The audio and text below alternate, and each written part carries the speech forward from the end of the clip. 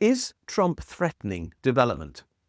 What I mean by asking that question is Donald Trump's economic policy likely to harm many of the developing countries in the world at cost not just to them, but also to us?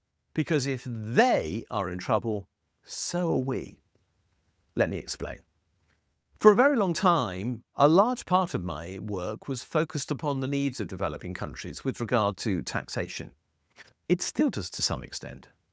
Very recently, I've been working on a series of videos on how to improve the quality of tax administration in developing countries. And that focus remains to me a matter of priority. Around the world, there are too many countries which are unable to provide opportunities to the incredibly able people who live there. Very often they're denied that chance to provide that opportunity because the world's economic system is stacked against them. There are some particular ways in which that happens. Firstly, tax revenues are denied to them because of the operation of tax havens, places that could not exist without the existence of the big four firms of accountants, KPMG, EY, Deloitte, and PwC, who provide the underpinning architecture of this system of abuse that is supported by countries like the UK and the USA. Secondly, the tax systems of the world are also biased against developing countries because corporations tend to pay their taxes in the countries where they are headquartered and not in the places where they actually generate much of their profit. And of course, many companies generate their profits in developing countries because they extract raw materials from those places. But that's not the only way in which the bias takes place.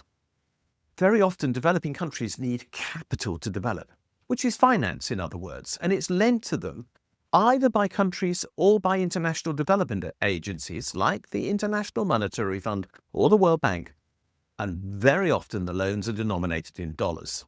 And this is particularly important at this moment. If a country borrows in dollars and it has to repay its debt in dollars and it has to pay the interest in dollars, it has to be able to export its goods and services or its people, and I do literally mean its people, to generate the dollars in question because its own currency can't be used to service its debts. It does that by having to export more than it can consume itself. Therefore, there is an inherent bias against income growth in developing countries because of the dollar denomination of debt.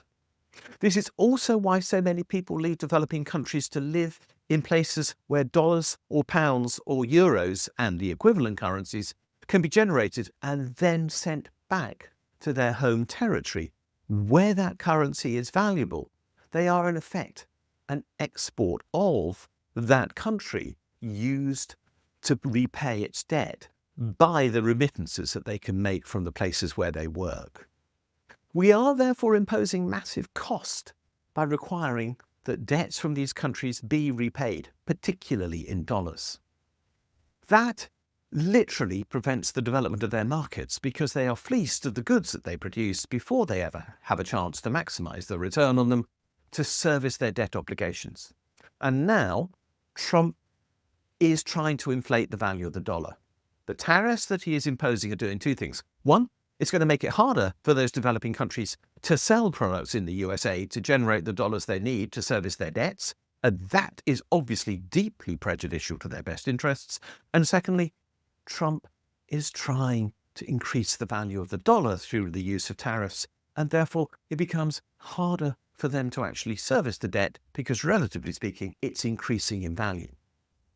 And at the same time, because those tariffs are likely to create inflation in the USA, the US Federal Reserve, who are in open warfare with Trump at present, are expecting to keep interest rates high to try to control that inflation, and those interest rates are therefore also compounding the problems of debt payment from developing countries. Everything that Trump is doing is therefore stacking the system against developing countries right now.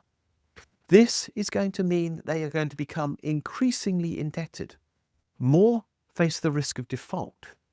And more people will want to leave those countries because they quite reasonably see no hope there. but also see that they need to leave, especially if they're young people, to generate an income in a country like the UK or the USA, which is trying to deny them access, so that they can generate the currency that is needed to service the debts of the country in which they live by sending remittances back to their families, who then spend them into their economy, which then services that debt.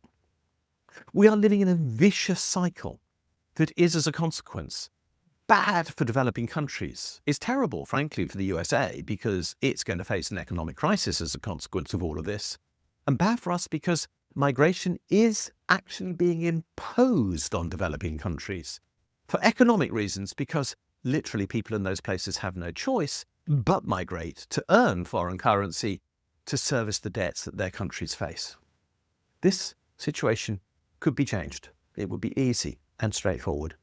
We could denominate the debts of these countries in their own currencies. We could let them pay in whatever it is that they use in their local economy for the payment for goods and services, taxation, and so on.